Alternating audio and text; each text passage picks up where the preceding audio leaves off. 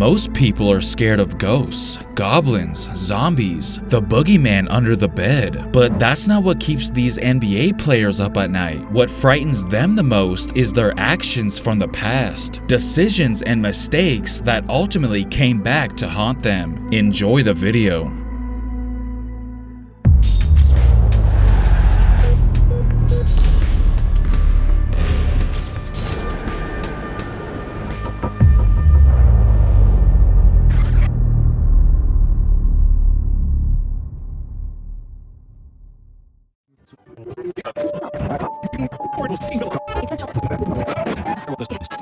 When it comes to commercials, they may be scripted and make-believe, but they always seem to have a way of transferring into the real world. It's like that one movie, Stay Alive from 2006, where if you die in the game, you then go on to die in real life the same exact way. Miller died the same way he died in the game. This can't just be a coincidence. Don't you get it? If you die in the game, you die for real.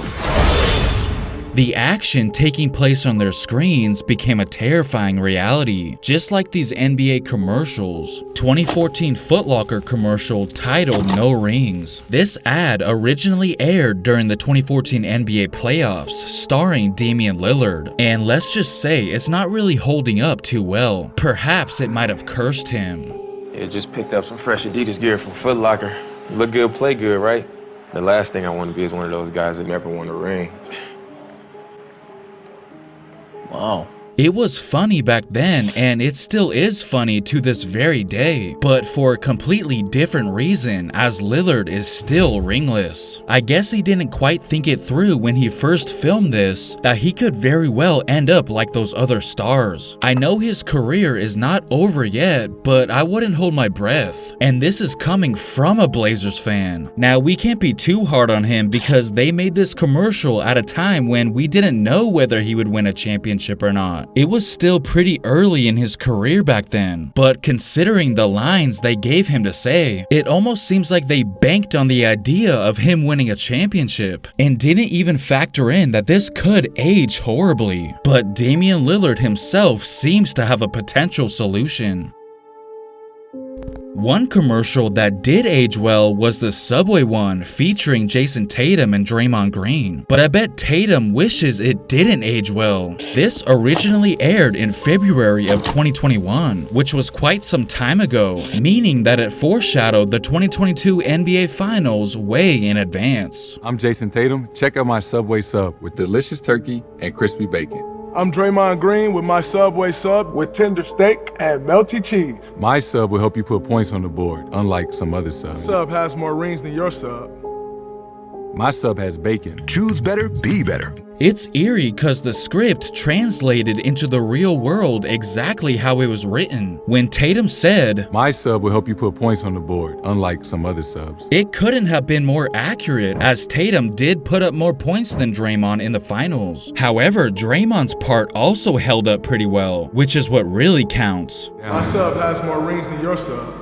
It's crazy because the way they were bantering back and forth with each other almost seemed like it was an inside joke, like they were breaking the fourth wall or something, as if they were recapping the 2022 NBA Finals they just played in. But no, this was made a year and a half before they even met up in the finals. Creepy stuff.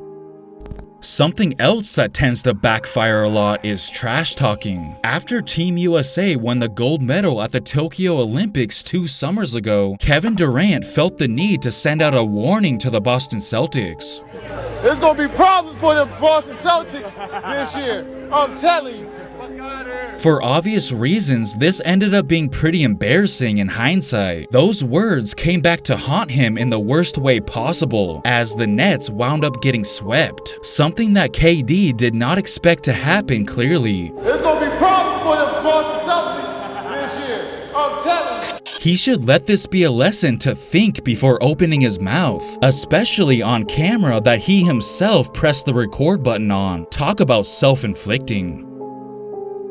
Next is a trash-talking incident that ended up costing this guy big time in the long run. When Michael Jordan was the president of basketball operations for the Washington Wizards, he would occasionally practice with the team prior to making his return as a player in 2001. Reports say that it was completely normal for Jordan and the Wizards players to trash-talk each other. However, one time Laurent Profit went too far. Former Washington Wizards player Richard Hamilton made an appearance on the All the Smoke podcast back in 2020 and recounted the time Profit got the better of Jordan in practice one day, and how Profit reacted to the situation turned out to be a huge mistake. And I remember one time we were playing in practice, right?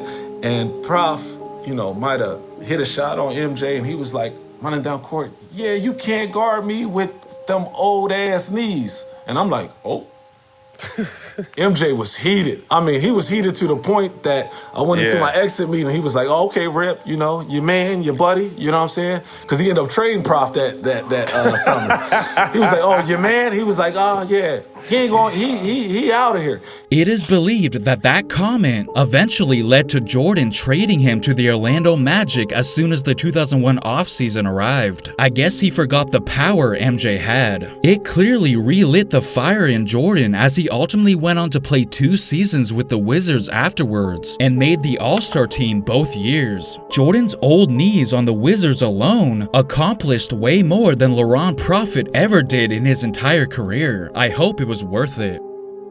Perhaps the biggest culprit of something coming back to bite you in the ass are old tweets. The internet seems to be littered with old tweets filled with regret. I talked about Larry Nance's old tweet that eventually came back to bite him in a video before, but I didn't realize until now that the same thing happened to another 2015 draft pick. Bobby Portis was drafted 22nd overall by the Chicago Bulls in the 2015 NBA draft, but it must have been kinda awkward when he first arrived at training camp due to some tweets he posted all the way back in 2011. Take a look at this first one he posted in May of 2011. He definitely made it crystal clear how he felt about D Rose and the Bulls.